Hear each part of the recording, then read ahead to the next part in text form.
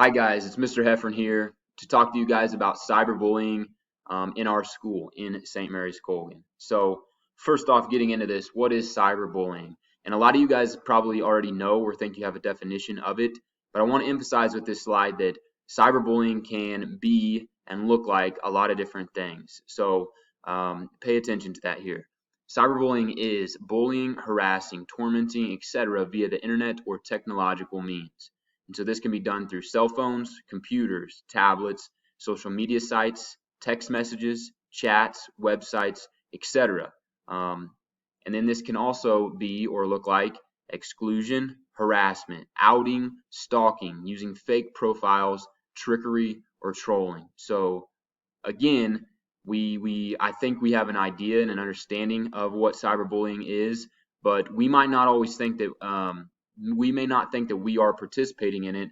And I want to emphasize with this slide that cyberbullying can be a lot of different things and look like a lot of different things and be done through a lot of different avenues. So especially with you guys and all those different social media sites today, you need to be careful on how you use those. So moving on, a lot of times I hear us talk about the Colgan bubble, and basically meaning we're in a bubble here at Colgan and we've got good conditions and good facilities and good this and that, and we're not exposed to some of the harsh realities of life or the harsh realities of school and etc. And so I want to say that we may have some good conditions here, but that does not mean we are immune to this problem. And so here are some statistics to kind of emphasize that. 7 out of 10 children experience cyberbullying before the age of 18. And in a poll of 20,000 students, 70% of them said that someone has spread rumors about them online. And also, we might think just because we don't allow our cell phones in our classes and we've got rules about those, and that doesn't need to be, then we don't need to be talking about this in the school. And that's not the case because as this last statistic shows us, schools that did not allow cell phone usage actually reported a higher rate of cyberbullying than schools that did allow cell phone usage. So again, emphasizing that just because we have policies and we do not allow cell phones in our classes or during class time, that does not mean that we are just immune to cyberbullying and that it does not happen. Okay, that's not the case. It is very much present and is a problem and an issue that we need to be aware of going forward. Some other statistics here. Cyberbullying is a major cause of depression and suicide among teens. And then if you think about that, with this next statistic, 93% of children age 8 through 18 have computers at home, and 66% of children 8 to 18 have a personal cell phone. So if you think about that, guys, there's some serious side effects of cyberbullying, like depression and suicide. And we know the severity of those things. And then if you think about it, 93% of children have computers at home and 66% of kids have cell phones, personal cell phones. So we almost all of us have access to sites or social media apps or avenues of communication where cyberbullying can be a serious and a very real threat. So we need to be aware of that and again, aware of the severity of it as it can be a cause of depression and suicide. So I wanted to emphasize this to you guys, the students.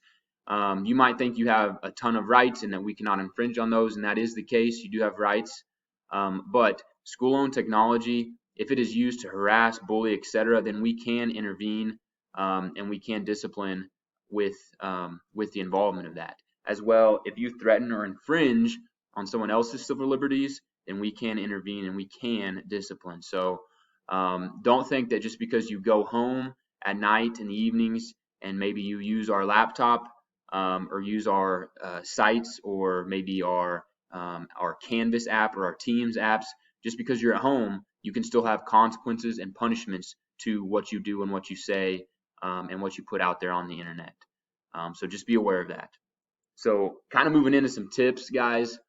Here's some tips that we can prevent and take when addressing cyberbullying. So first off, speak up. If you see this happening, if you see someone struggling with this, do not stay quiet.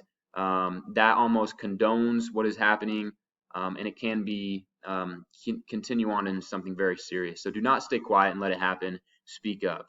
And then once you do speak up, try to report this to a trusted adult, to a teacher, to an administrator. And sometimes this might mean that you need to tell more than one person, because the severity of it might not get through to one person. So be sure when you speak up, report it to a trusted adult, a teacher, an administrator. Tell several people. And then when you're dealing with your friends and your other peers, demonstrate care, help those that are in need. Try to post only positive content. Do not encourage harassing. Do not encourage making fun of. Do not encourage tormenting.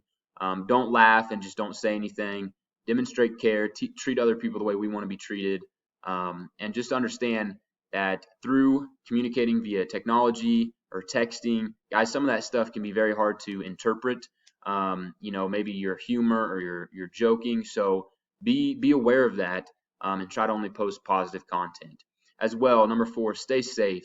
Limit your online or your technology time. Be aware of your emotions. Try not to post when you're maybe sad or down.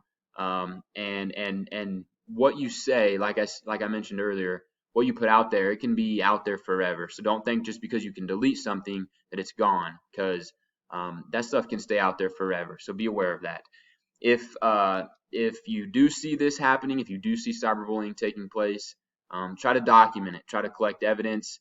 And then when you can, or when you do report that, you can show that evidence, and it can kind of help that case. So if you're experiencing or seeing some of this, document stuff, report it, collect evidence. Try to make sure that you do document these things, because that can help or play a big time factor in these situations.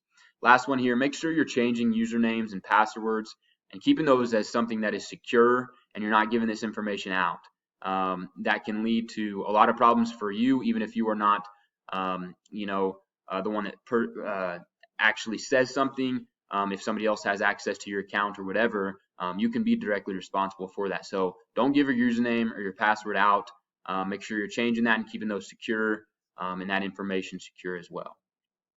And then last thing I got for you guys, students, our motto has been "Be the light," and so we want to Christ be our light, and we want to show our light to the world. And so that's what I'll leave you with, guys. Be the light, okay, when we're dealing with our peers and our other students and our classmates, and even everybody else outside our community, whether it be our teachers we see in the community or other students from different schools, or our parents. Be the light and be aware of what you're saying, be aware of what you're posting, and recognize the severity that these situations can cause, because like I mentioned earlier, what you post oftentimes is out there for life. And so this stuff can affect you years down the road when you're looking to get a job, or years down the road when you're looking for a promotion or whatever it may be. The stuff that you put out on the internet can stick with you forever, and it can be a very serious issue. So I'll leave you with that. Our motto is Christ be the light. So be the light and take cyberbullying very serious, and be sure we are aware of what we are doing and posting and how we are interacting with others. Here's my references page, or my citations. Thank you guys for listening.